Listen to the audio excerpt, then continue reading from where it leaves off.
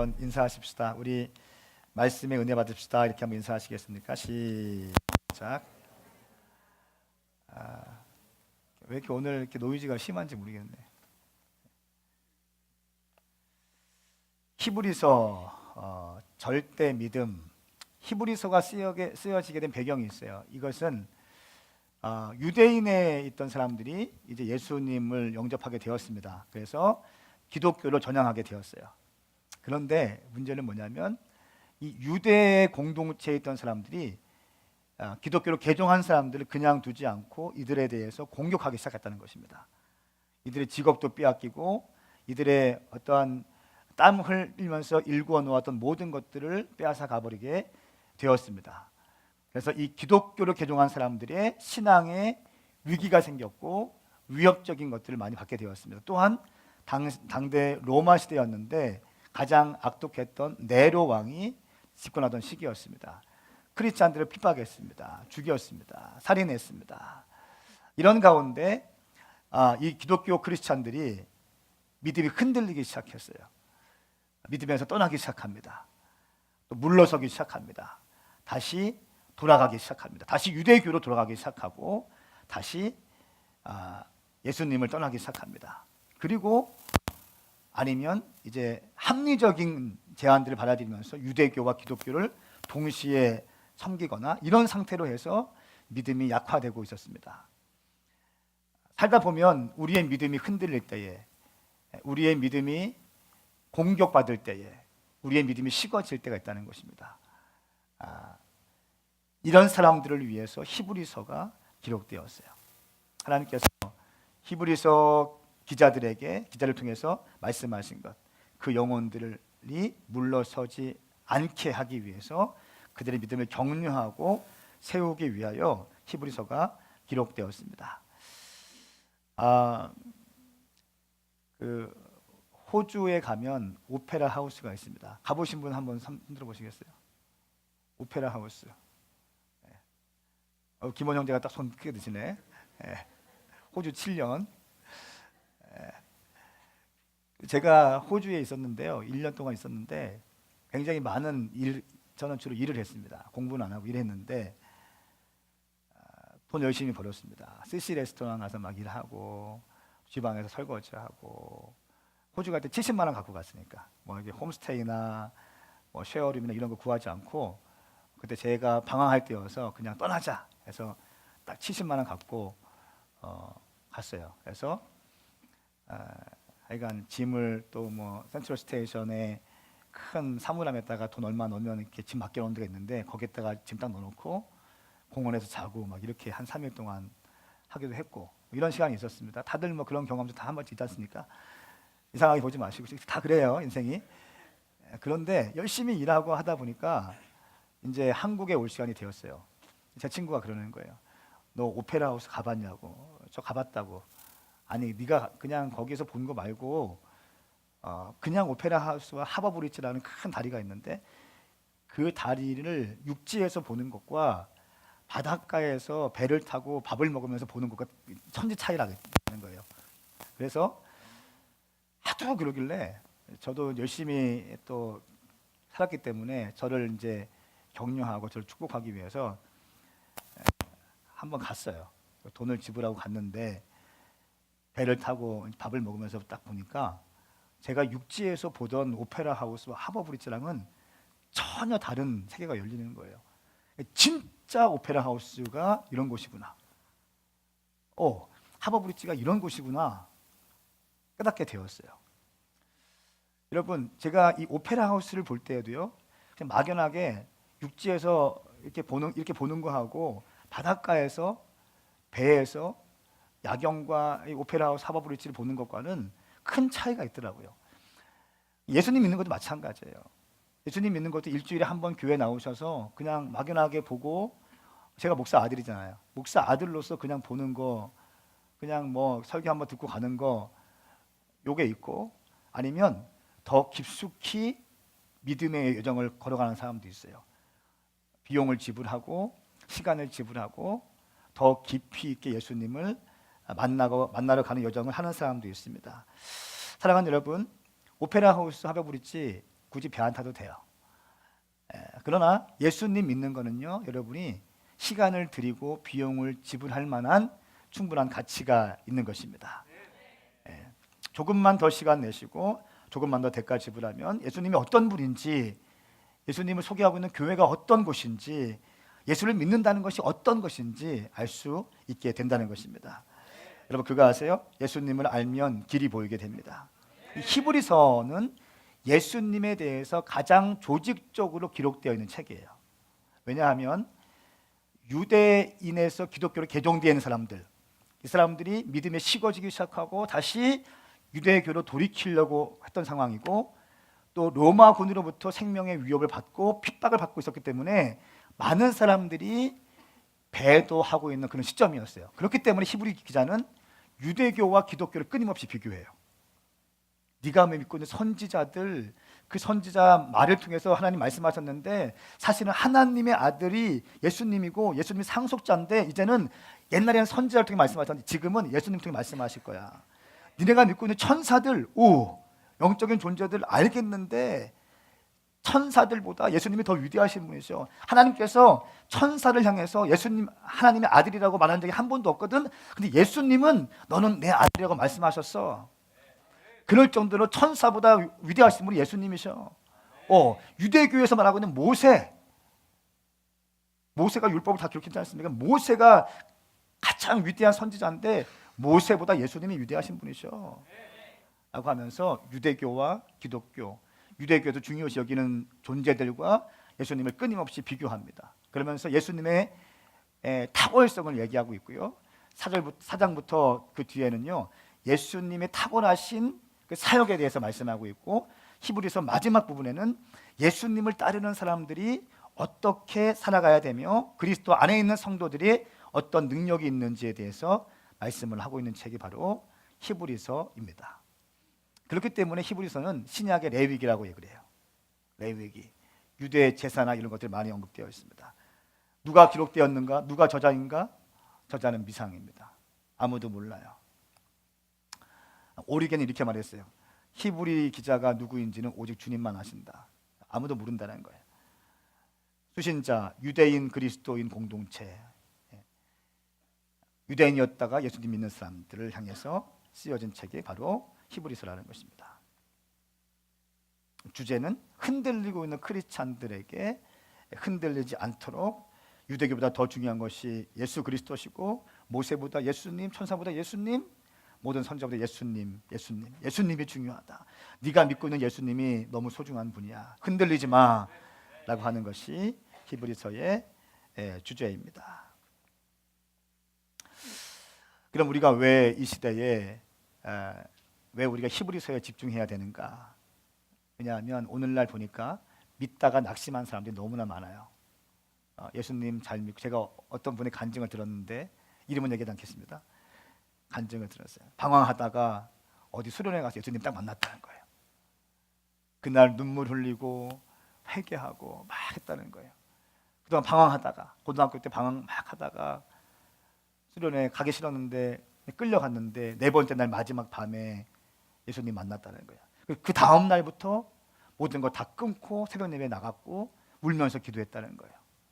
이런 시간들. 그런데 또 그렇게 그런 좋은 시간이 있었는데 어느 순간 나를 시험케 하는 안 좋은 일이 그 사람 가운데 임했다는 거예요.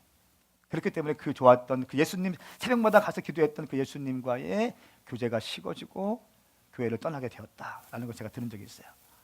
여러분, 이런 분들에게 히브리서가 중요합니다. 많은 사람들이요, 오늘날 보니까 예수 믿는 사람들, 예수를 믿는데 교회를 안 나가는 분들이 100만 명이 된대요. 가나안 성도라고 그러면, 안 나가, 가나안 거꾸로 가나안이거든요. 그러니까 안 나가 성도.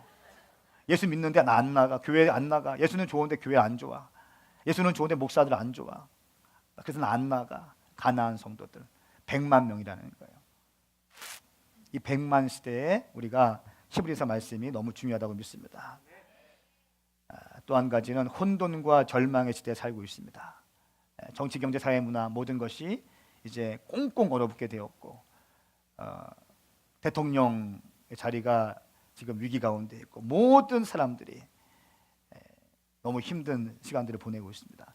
비즈니스 하시는 분들 너무 힘든 시간들 보내고 있고, 청년 실업자들 어마어마하게 늘어나고 있고, 학자금 대출 빚은 쌓여가는데 직장은 없고, 이런 것들이 혼돈과 절망의 시대에 살고 있기 때문에 히브리서 말씀이 필요하고, 또 한 가지는 전 세계에서 그리스도를 믿는다는 이유로 핍박받는 기독교인이요, 지난해 1억 명에서 올해는 1억 3천만 명으로 증가했다는 거예요. 그러니까 지금까지 오늘 시대처럼 예수 믿는 사람들이 핍박을 받고 있는 시대는 없다는 거예요.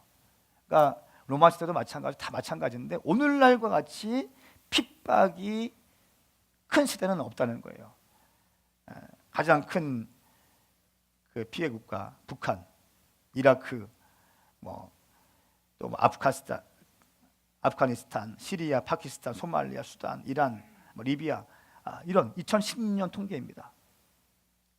많은 사람들이 1억 3천만 명 정도가 핍박을 받고 있고, 어떤 통계를 보니까 7초당 한 명씩, 7분인가 7초당 한 명씩 순교하고 있고, 예수 믿는다는 이유로. 여러분, 이런 시대에 우리가 살고 있습니다.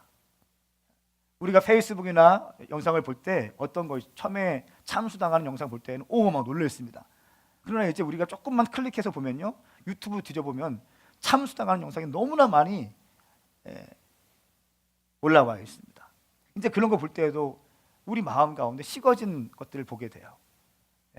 너무나 많은 사람들이 핍박을 당하고 있고, 너무나 많은 사람들이 생명의 위협을 당하고 있습니다. 그래서 어떤 사람들은 더 믿음으로 견고해져서 주님을 더 추구하는 반면에, 또 어떤 사람들은요, 이런 상황 가운데 믿음에서 파산하게 됩니다. 저는 오늘 여러분과 함께 1장 1절부터 3절까지의 말씀을 통해서 어떻게 우리가 예수님을 믿어야 되는지, 우리 인생에 왜 예수가 필요한지에 대해서 말씀을 나누겠습니다. 우리 히브리서 1장 1절부터 3절까지의 말씀을 같이 읽겠습니다. 시작.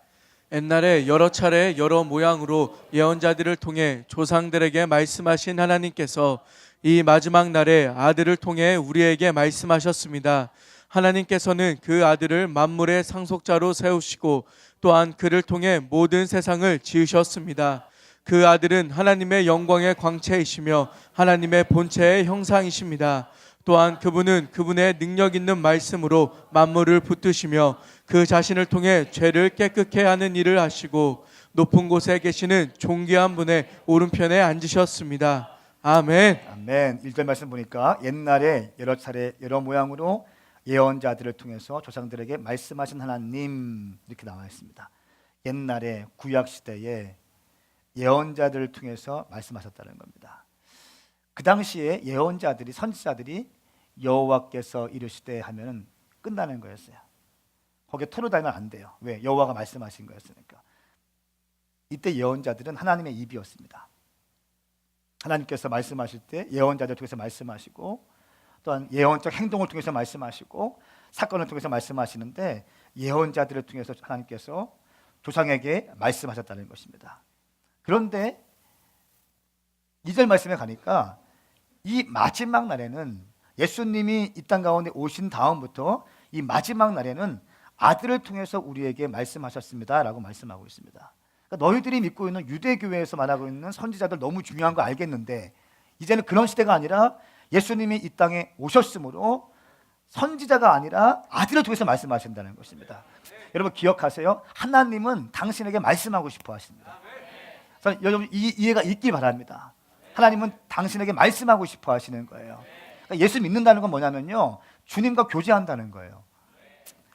예수 믿는다는 거는 그냥 여러분 교회 앉았다가 나가시는 게 예수 믿는 게 아니라, 예수 믿는다는 것은 여러분이 하나님과 함께 교제하는 것이고, 하나님의 뜻과 하나님의 말씀을 받아서 여러분 삶 가운데 그 뜻과 말씀대로 살기로 결정하는 거예요. 이것이 예수 믿는 거예요. 예수님, 하나님의 뜻대로 살기 위해서는 하나님의 음성을 들어야 돼요. 하나님 아버지의 마음을 읽어낼 수 있어야 한다는 것입니다. 할렐루야. 선지자를 통해서 말씀하신 하나님께서 이제는 아들을 통해서 말씀하신다는 것입니다. 주님은 당신과 교제하고 싶어 하십니다. 당신과 대화하고 싶어 하십니다. 환상과 비유, 선언, 선포 등 다양한 방법으로 하나님의 뜻을 수없이 말씀하십니다. 그리고 신약 시대에는 아들을 보내셔서 놀라운 구원의 복음을 전하게 하셨고 이제 그 복음이 우리에게까지 전달되었습니다. 근데 그 아들은 하나님의 상속자일 뿐 아니라 모든 세계를 지으신 분이라고 말씀하고 있습니다. 2절 말씀 보니까 아들을 통해서 우리에게 말씀하셨습니다. 하나님께서는 그 아들을 만물의 상속자로 세우시고 또한 그를 통해 모든 세상을 지으셨습니다. 상속자라는 거예요. 하나님이 지으신 모든 것을 다 받아낼 수 있는 분, 예수 그리스도.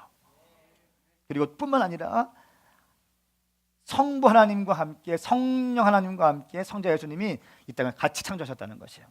삼위 하나님께서 이 땅을 같이 창조하셨다는 것입니다. 우리가 흔히 알고 있기로 어떻게 알고 있습니까? 하나님, 성부 하나님을 창조하시고 성령 하나님은 우리를 위로하시고 우리를 돌봐주시고 성자 예수님은 하나님과 깨어진 관계를 화목하게 해주시고 맞습니다. 맞는데 삼위 하나님도 함께 창조하신 것입니다. 그를 통해 모든 세상을 지으셨습니다. 예수님을 통해서 모든 세상을 지으시고 그 모든 것을 상속하시는 분이 예수 그리스도라는 것입니다. 그러므로 선지자보다 중요한 것은 예수 그리스도다. 그러니까 율법이 유대교에서 믿던 율법, 모세오경은 너무 중요한데 예수님이 오신 다음에는 예수님에게 이 모든 것이 포커스가 돼야 된다는 것입니다. 할렐루야. 그러니까 여러분의 삶도 마찬가지예요. 예수님께 집중돼야 돼요. 모든 생각과 모든 사고와 모든 가치관 예수님이 왜 오셨는가? 여러분 예수님 왜 오셨어요? 간단해요. 영혼 구원하러 오셨어요. 모든 사람을 구원하기 위해서 오셨어요. 제가 느끼는 거는 교회는 영혼 구원에 헌신되어 있어야 돼요. 다른 것에 집중되어 있으면요, 교회는 그 본질적 가치를 잃어버리는 순간 교회의 영역은 다운되게 되어 있습니다. 영혼 구원하기 위해서 아까 우리 모아 자매가 간증한 것처럼 영혼을 구원하기 위해서 다 가고 시간을 들이고 만나는 거예요. 만나서 찾아보고 같이 차 마시고. 저 우리 이훈혜 대표님 고개 푹 숙이고 있는데 금요일날 또 갔어요. 금요일날 가서 또 케이크 사서 또 드리고 사랑한다고 하고. 케이크의 힘이에요. 얼마나 좋아요? 얼마나 좋아요. 만남이 되게 우연이었어요. 그냥 길을 지나가는데 메이트라고 하는 간판이 있더라고요. 간판이 디자인 되게 예뻤어요. 제가 밥 먹으러 그 돌솥밥 자주 가는데 메이트 딱 있길래 저게 뭘까? 저는 그냥 들어가 봤어요. 들어가 보니까 공연장이 딱 있는 거예요. 카페도 있는 거예요. 그래서 얘기하다 보니까 과거를 알게 되고 그러면서 또 이렇게 하게 되고. 제가 기도해드려도 될까요? 저 목사인데 기도해드리고 싶은데 기도해 주십시오. 기도해드리고 다음에 또 친구들도 또 데리고 같이 가고 소개시켜주고 중간중간에 케이크를 넣어드리고 마음과 마음이 친하게 되고 그런 거 아닙니까? 원래 예수님은 아시던 분이에요. 여러분, 교회는 영혼 구원을 위해서 하는 거예요. 영혼 구원을 위해서. 영혼 구원을 위해서. 예수님이 오신 목적, 설교 잘하는 목사들 만들기 위해서 오시지 않았어요. 교회의 목적, 좋은 설교, 나이스한 설교를 목사님들이 쩍쩍거리면서 풀어내기 위해서 교회 존재하지 않아요. 저는 확실히 알아요. 교회는 영혼 살리기 위해서 있는 거예요. 교회는 죽어가는 영혼들 살리기 위해서 존재하는 거예요. 할렐루야. 우리 오메가 교회 가운데 영혼에 대한 뜨거운 사랑이 부어지기 축복합니다. 선지자를 통해서 말씀하신 하나님께서 이제 아들을 통해서 말씀하신다는 것입니다. 그러면 당신 인생에 예수가 중요한 이유 몇 가지가 있는데요. 첫 번째는 마지막 때에 아들을 통해서 우리에게 말씀하시기 때문에 그래요. 아들을 통해서 말씀하시기 때문에. 두 번째, 예수님은 모든 만물의 상속자이기 때문에 예수님이 중요하다. 세 번째, 모든 창조의 역사 예수 그리스도로 말미암았기 때문에 중요하고. 네 번째는 예수님은 하나님의 영광의 광채이시며 본체의 형상이라고 성경은 말씀합니다. 3절 말씀 보니까 그 아들은 하나님의 영광의 광채이시며 하나님의 본체의 형상이십니다. 할렐루야. 영광의 광채이시며 하나님의 본체의 형상이십니다. 예수님은 하나님의 반사체가 아니에요. 하나님의 본체이세요. 영광의 광채이십니다. 하나님 자체이신 것이에요. 예수님을 보는 사람은 하나님이 어떤 분인가 알기 위해서는 예수님을 보시면 돼요. 예수님의 말씀을 보시면 된다는 거예요. 하나님이 어떤 분인지 알 수 있어요. 하나님의 핵심 가치가 다 나와 있어요. 하나님의 비전이 다 나와 있고, 하나님의 전략이 나와 있고, 하나님의 교회를 이 땅에 세우신 목적이 나와 있고, 다 나와 있는 거예요.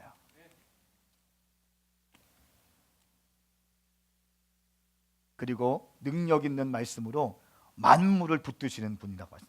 저는 이 말씀 읽는데 가슴이 뜨거워지더라고요. 제가 한번 읽어보겠습니다. 3절 말씀. 그 아들은 하나님의 영광의 광채시며 하나님의 본체의 형상이십니다. 또한 그분은 그분의 능력 있는 말씀으로 만물을 붙드시며 그 자신을 통해서 죄를 깨끗게 하는 일을 하시고, 할렐루야.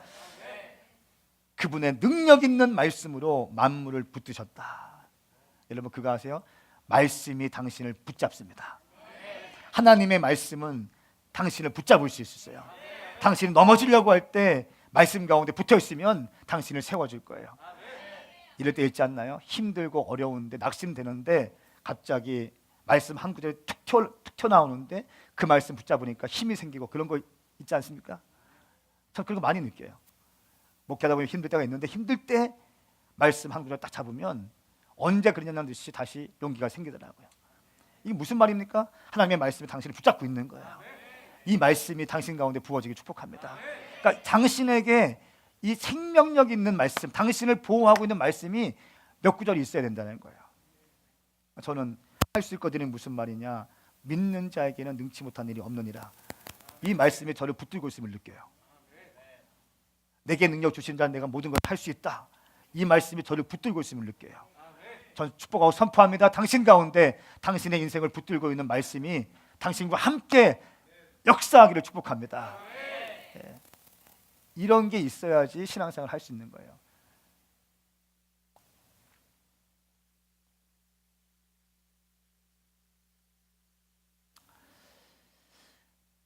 그렇기 때문에 히브리서 2장 1절에 이렇게 말씀하고 있어요. 2장 1절 말씀에 보니까 그러므로 우리가 잘못된 길로 가지 않도록 들었던 모든 것에 더욱 주의를 기울여야 합니다. 이렇게 말씀하고 있어요. 우리가 잘못된 길로 가지 않도록 들었던 모든 것에, 말씀에 더욱 주의를 기울여야 합니다. 할렐루야. 그러니까 말씀을 그냥 듣지 말라는 거예요.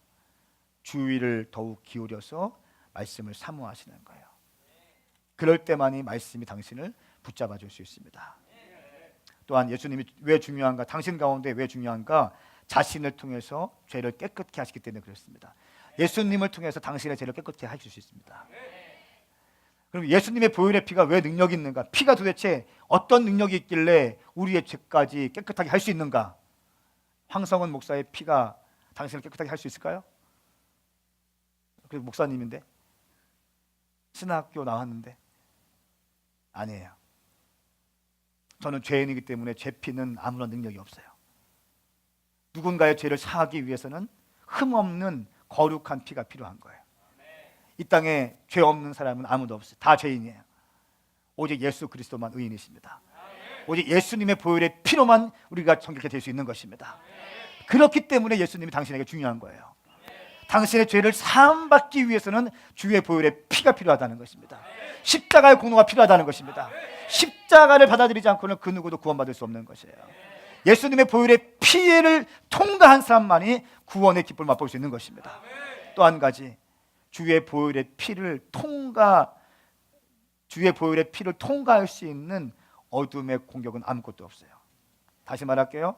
당신 가운데 주의 보혈의 피가 덮여져 있다면, 머리부터 발끝까지 주의 보혈의 피가 뿌려져 있다면 그 피를 통과하고 당신을 넘어뜨리게 할 수 있는 어둠의 영들의 힘은 없다는 거예요. 왜? 주의 보혈이 가장 강력한 능력입니다. 모든 것들을 사할 수 있는 능력인 것입니다. 모든 것을 새롭게 할 수 있는 것입니다. 그렇기 때문에 주의 보혈 능력이 있는 것입니다. 예수 그리스도를 통해서 죄를 깨끗하게 할 수 있기 때문에 당신은 반드시 예수님을 영접하셔야 합니다. 아멘인가요? 또한 7번째로 높은 곳에 계신 하나님의 오른편에 앉으셨기 때문에 그렇습니다. 3절 마지막 절 보니까 높은 곳에 계시는 존귀한 분의 오른편에 앉으셨습니다. 하나님의 오른편에 앉으신 분, 예수 그리스도. 이 예수님이 당신에게 반드시 중요합니다. 사랑하는 여러분, 축복합니다. 예수를 영접하셔야 됩니다. 그리고 영원한 삶과 생명의 삶을 사십시오. 사람은 누구나 한 번 죽습니다. 반드시 죽어요. 진시황도 그렇게 죽기 싫어했지만 죽었어요. 이 땅의 모든 사람 다 죽습니다. 돈이 많든 권력이 있든 다 죽게 되어 있어요. 80, 90, 100살 거의 못 넘겨요. 다 죽어요. 사람이 죽은 다음에는 내세가 있습니다. 영혼의 때가 있는 거예요. 영혼의 때는 두 가지가 있어요. 영원한 지옥 있든지 영원한 천국이 있는 거예요. 예수를 믿고 천국 갈 수 있기 때문에 여러분이 예수를 믿어야 한다는 것입니다. 예수님을 믿는 것만이 구원을 얻는 유일한 길입니다. 주님 말씀하십니다. 주의 이름을 부르는 사람은 누구든지 구원을 받을 것이다. 여러분, 오늘 이 시간 당신 심령 가운데 예수님이라고 외칠 수 있는 놀라운 역사가 당신 가운데 일어날지어다. 예수를 믿으면 참 자유를 얻을 수 있습니다. 진리를 알게 될 것이니 진리가 너희를 자유케 할 것이다 말씀하셨어요. 예수 믿으면 진짜 자유가 부어지는 것이에요. 예수 믿으면 행복해지는 것이에요. 예수님만이 당신에게 본질적인 기쁨을 줄 수 있습니다. 다른 것으로 본질적인 기쁨을 찾을 수 없을 거예요. 돈도 명예도. 여러분 지금 보십시오. 한국을 보십시오. 최태민 씨 보니까 수천억의 재산을 갖고 있다고. 그 사람이 그 자손들이 기쁠까요 지금? 네?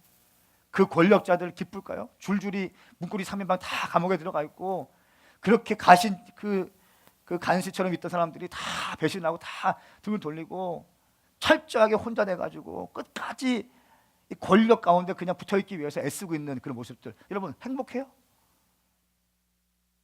아니에요. 아닙니다. 진정한 기쁨과 진정한 행복은 예수 안에 있을 때만 일어납니다. 왜냐하면 우리의 존재 자체가 하나님의 형상으로 지어진 존재이기 때문에 그렇습니다. 하나님의 형상으로 지어진 존재이기 때문에 하나님과 교제하지 않으면 우리는 외로울 수밖에 없는 거예요. 우리는 곤고할 수밖에 없습니다. 하나님의 형상으로 지어졌기 때문에 하나님의 이미지가 우리 가운데 있기 때문에 하나님과 교제하지 않는 인생은요 반드시 외로워요. 반드시 곤고합니다.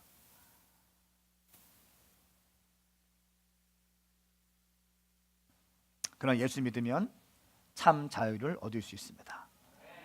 예수님 안에 참 생명이 있기 때문입니다. 주님 말씀하십니다.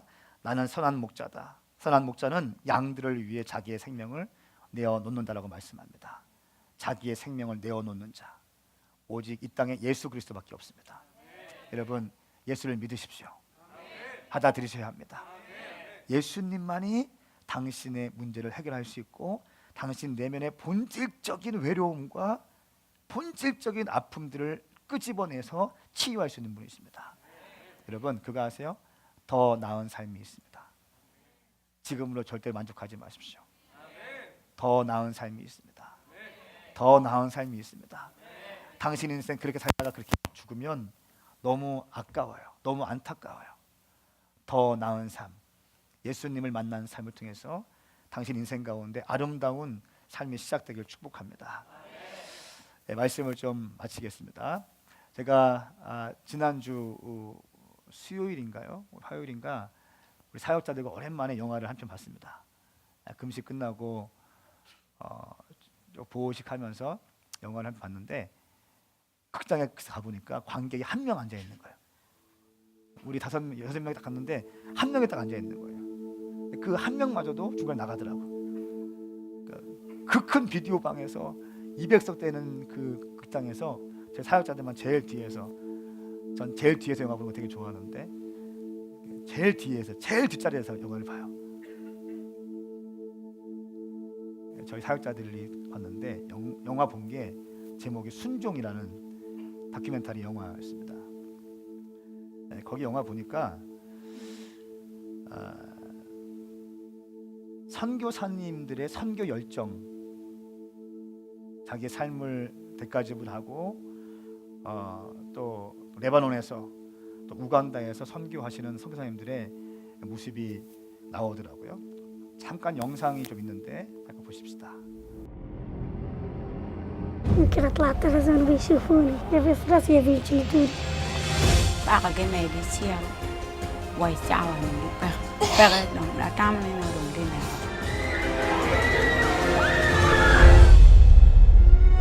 아빠에게 늘 우리가 짐인 것 같은 생각? 근데 그게 질투 같은 거지. 우리보다 그 사람들 더 많이 사랑한 것 같은 느낌 있잖아.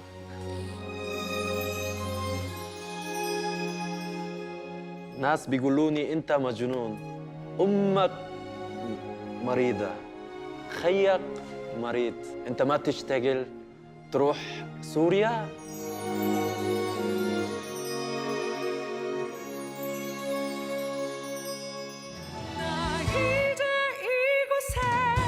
이들과 가족이 되어가는 게 아닐까. 그냥 그들과 함께하고 그들의 이야기를 들어주고 우린 또 그들과 함께 삶을 살고.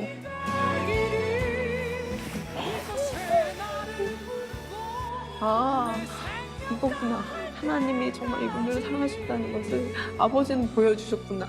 그래서 이분들은 아는구나. 아, 이거구나.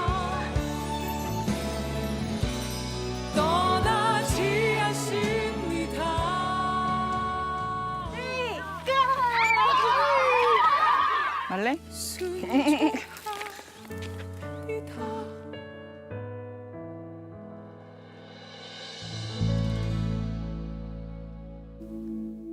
그 레바논에서 난민 사역하고 있는 김영화 성사님이신 남자분. 근데 이분 대기업을 다니셨습니다. 난민촌에 가서 하나님 아버지의 마음을 받게 되었습니다. 근데 이 영화에 보니까 그 난민들 여자 자매님들이 어떻게 성적인 폭행을 당했고 어떻게 버림받았고 이런 얘기를 다 하고 있는 거예요. 그런데 이 김영화 성사님 남자 성사님이 이렇게 얘기하더라고요. 깜짝 놀랐습니다.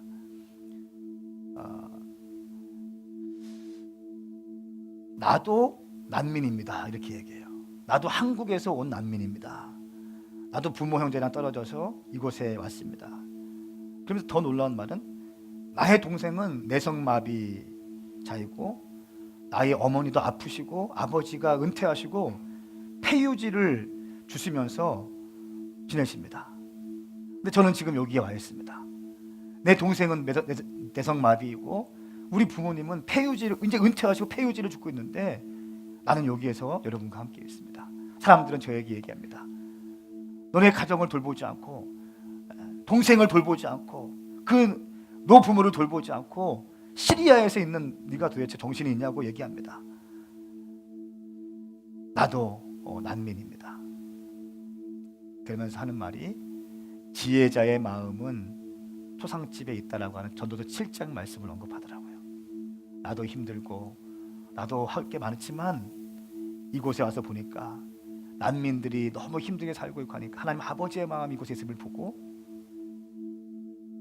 떠날 수밖에 없는 자기의 삶, 나의 삶도 난민입니다 하면서 그 얘기하는데 순식간에 공기가 바뀌더라고요. 또 한 가지 김은혜 선교사님, 우간다에서 사역하시는 분인데 이분은 아버지가 시골교회 목회하시던 목사님인데 갑자기 필 받아서 선교지로 가겠다고 나사렛 예수님의 이름으로 잠잠할지어다.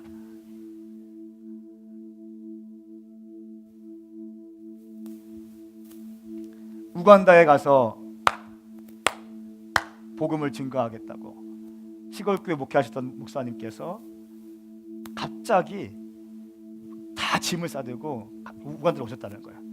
언어도 안 되고 영어도 안 되는데 그냥 오셨다는 거야. 근데 우간다 거기 선교 책임자들이 이렇게 질문했대요. 우간다 지역에서 가장 어려운 곳에 보내주십시오.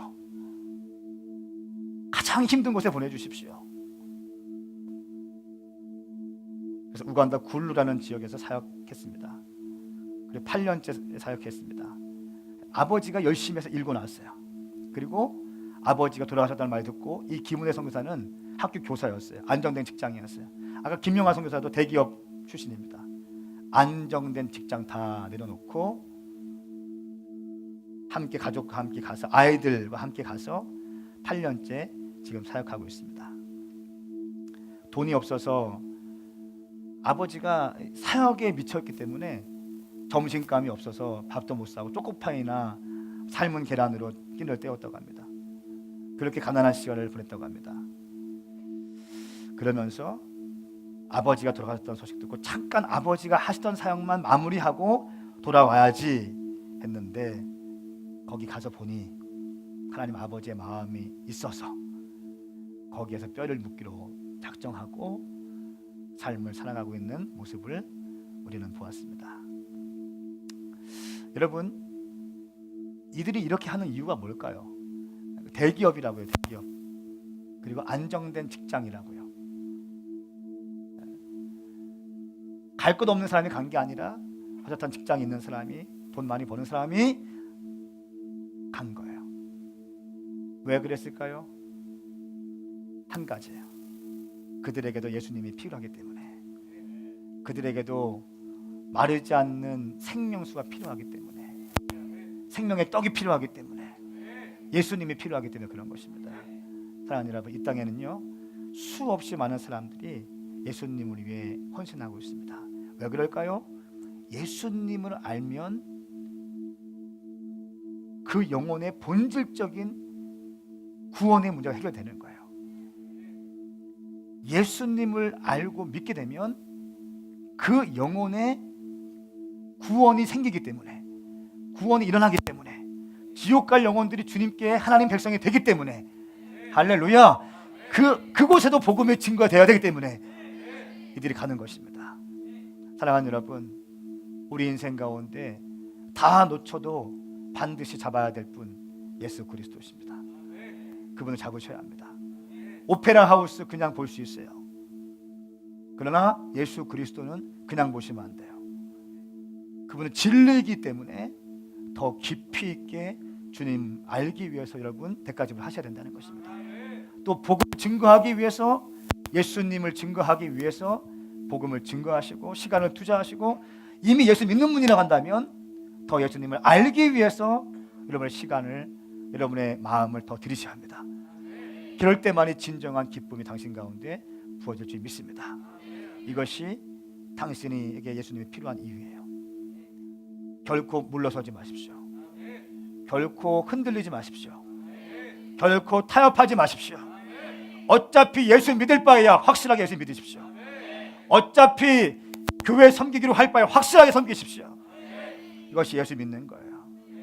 오늘 한국교회 문제는 너무 얕은 차원의 복음이 선포되고 있어요. 너무 얕은 차원이에요. 어떻게 하면 교회에 모인 그 처치 멤버들에게 부담 주지 않을까, 이런 마음으로 교회가 메시지들이 풀어지고 있습니다. 여러분, 어떤 힘도 없습니다. 어떤 능력도 없어요. 초대교회의 복음의 메시지는 한 가지였어요. 예수가 너를 위해 죽었으니 너도 십자가 지고 죽으라는 것이었어요. 이해되세요? 이것이 예수 믿는 거예요. 그런데 복음은 역사적인 것입니다. 우리가 십자가를 지고 우리가 죽기로 결정했을 때 우리 가운데 구원이 일어나는 거예요. 우리 가운데 생명이 일어나는 것입니다. 이것이 복음인 것이에요. 예수 그리스도, 당신의 삶을 다 드려도 결코 아깝지 않을 분 예수 그리스도, 내 인생의 최고의 가치 예수 그리스도, 결코 포기할 수 없는 분 예수 그리스도, 내 돈을 다 드려도 결코 아깝지 않을 분 예수 그리스도, 내 인생 다 드려도 아깝지 않을 분 예수 그리스도. 예수 믿는 거예요. 예수 믿는 거를 수학 능력 시험 보는 것보다 여러분 못하게 하십시오. 이해되십니까? 당신이 직장 구하는 것만큼 더 못하게 예수 믿지 마십시오. 예수 믿는 거 제대로 믿으셔야 합니다. 그게 크리스찬이에요. 축복합니다. 당신 가운데 예수님을 향한 불타는 사랑이 점화되길 축복합니다. 우리도 이분들처럼 복음을 증거하고, 믿다가 시험 들지 마시고 끝까지 가시고, 타협하지 마시고 물러서지 마시고, 히브리서 말씀은 이거예요. 결코 포기하지 말고 물러서지 말고 끝까지 예수 붙들라는 것입니다. 그렇게 될 수 있길 축복합니다. 다 일어나시겠습니다. 우리 같이 기도하겠습니다. 우리 기도하실 때 하나님 아버지, 오늘 절대 믿음 히브리서 첫 번째 시간인데 우리 예수님 제대로 믿게 하여 주시옵소서. 제대로 예수님 믿게 하시고 확실하게 믿게 하여 주시옵소서. 예수님이 우리 인생의 최고의 가치인 것을 기억하게 하셔서 예수 예수 예수 예수 예수 예수 예수 예수님이 내 인생의 최고의 가치가 되게 하여 주시옵소서. 우리 각자의 고백으로 기도하시면서 나갑시다. 기도하겠습니다. 예, 주님 역사하소서.